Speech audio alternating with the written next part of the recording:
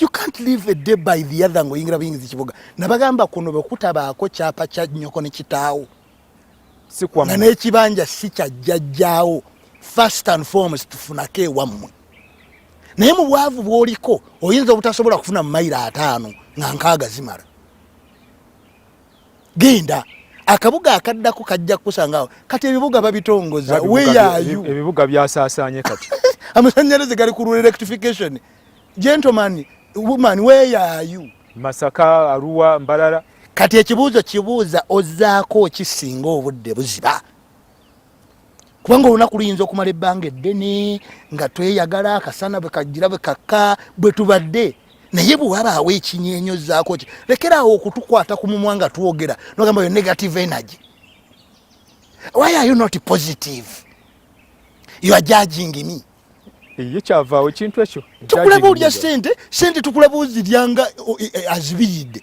Tulaba omuntu nga azibiridde ayingira ekkubo. Tuka mukulu. Ubule kubo tebaliyingira nga ozibiridde. Stop judging. Stop judging me. Nkiraba nnyo ku mikutu gya WhatsApp ku group ku. Atenze kyobola ebintu nabiviirako ddala ebyo. Muyinze saagala ku WhatsApp. Saagala kugatta mutwe ogutakola n'enguliraano bwange. Owa mbiraba ne ngamba kati ona. Fe science yatugamba gwe twasoma nti water cools to a lowest temperature around. Yes.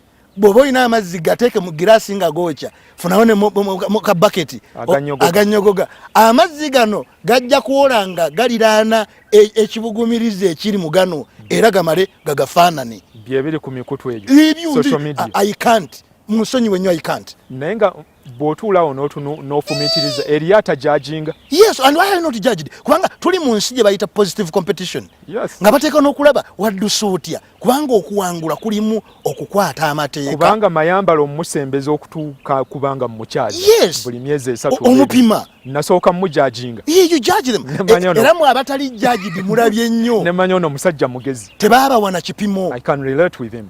Ne minzaani tebaaje wawe kitegeeza mmwe. Baba kwata ne baba yuwa mukasasiro. You are judging people. You are judging people. Ekyokusatu. Yes. This is my life. Let me live it the way I want. Let me be. Let me be. Let the child be. Kakati you are. Kati nawo you are. Amazima ga Katonda mugulu okufira mu kitoke kyagonja you are. That is the way you are. Awowoja. Kakati nababulya luli wawoviirako naye nagambye nti emptiness escalates the challenging seasons. Okubanga oli mukalu endebe bagiyita mbadde ngezaako kiri obukalu bukoleeza embeera ey'okusoomozebwa nekufuukira oluyiira because crisis requires a personal attempt. Bwe wabaawo akatyabaga mu nnyonyi bagamba ne bwoba olina omwana gwoba osooka okwambala oxygen ofe ku mwana iyi ndiye kubanga ono bw'anaaba afa n'akamasiki nga gw'ofudde ate ajja kufiira wamu naawe. So mu bulamu nga waliwo akatyabaga okukola kutandikira ku ggwe. These are escape moments. This is an escape moment. Kuno katukutoloka. Baani abasigalawo, baani abasigaza emirimu. Kwetakkuluza. Baani abayimirirawo. Don't judge me. Kakati kale tujja kujajinga, tojja kudda ku mulimu. Katusigaze be tupimye. Bo bayitewo. Nga twabasengejja, twabapima ne tubakebera. Ne bayita mu kasengejja. Kati abantu bagatompisa mu kasengejja. Kati mu kasengejja mulimu ebintu bisatu. Gwambuzize nnono. Principles is ennono.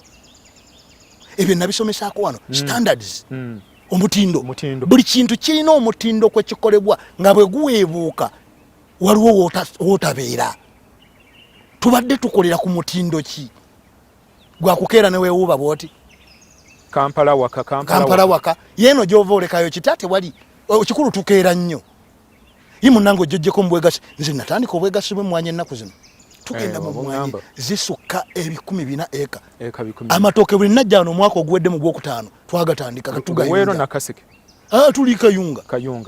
Bwe twamala ne tugenda mu mbuzi enzungu n'enjija wano ne nnyonnyola abantu. Tugenze mu bwegasi bw'embuzi enzungu. Teeka musendezo. Grace Boji jebale nalaba embuzi ze zituuse. Kakati tugenze mu mmwanyi era tujja kudda wano.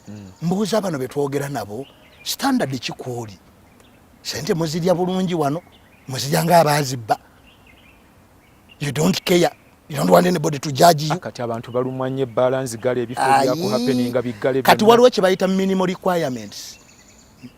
Ngabagamba nti bw'onooba ojja ku program ene yatuwaye obanga otuuse bino bye bitandikirwako abantu babadde tebakuŋŋaanya nga beetegekera okugamba nti bwe ndiba nkola interview.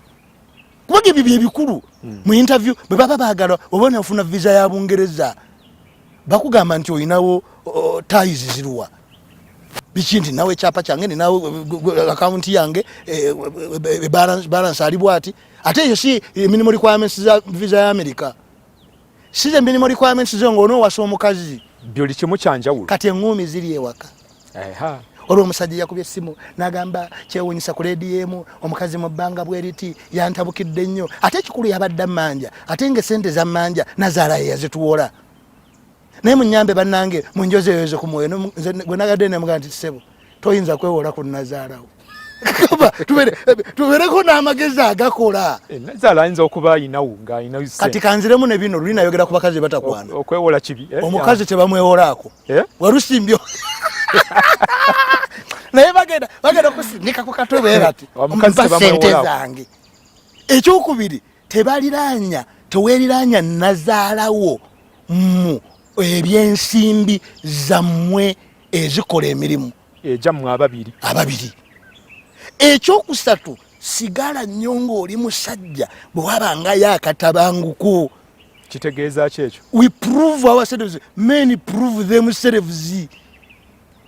Nze wakama kyali musajja era nina akantu kange ke nateeka ebbali wano. Tewaliwo mbeera ekufunza n'ebyokuprovinga ne birema. Kubanga saagala kituukako. Nze principles zange naziteeka. Enjala erumya abantu kati abasajja ne bayimirira ku makubo ne bagaa twagala emmere. Kakati nze nina olusuku lulimu eka 2 lwe nabanyonnyolako wano. Challenging times. Tuli mu kutema.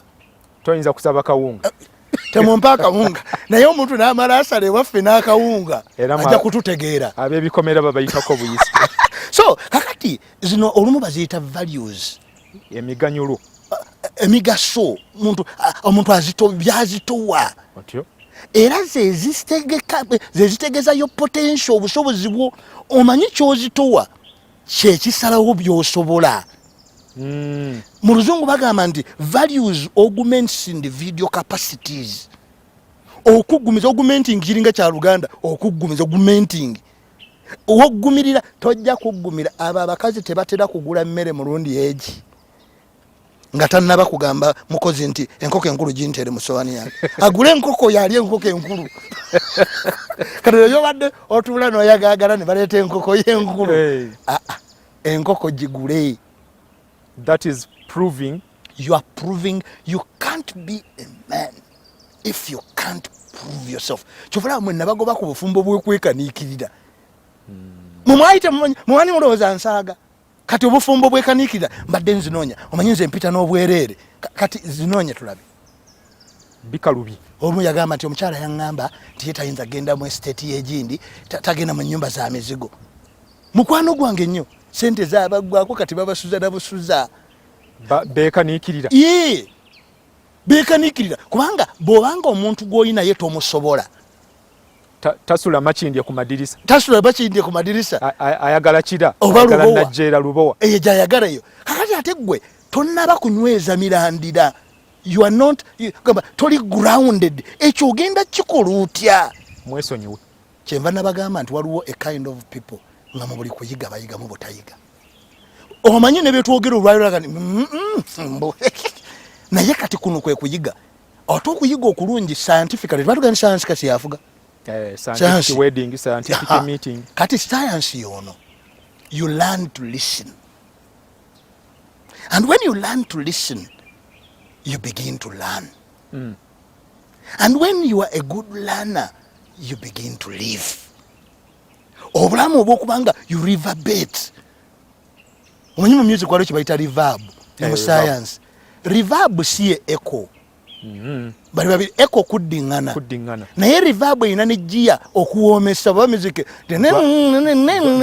Bwaba sound wano ng'okola effects okawulira nga kawooma. Ddoboozi lyeyongera. Ekagamba musiru. Echo. don't be an echoing element. Be a reverbing one. Because you have life, you live, you make meaning. Bantu mmebe tuwangadde nabo. Tumalirize. Tugende tukole meaning. Nze bitabo nabiwandiika.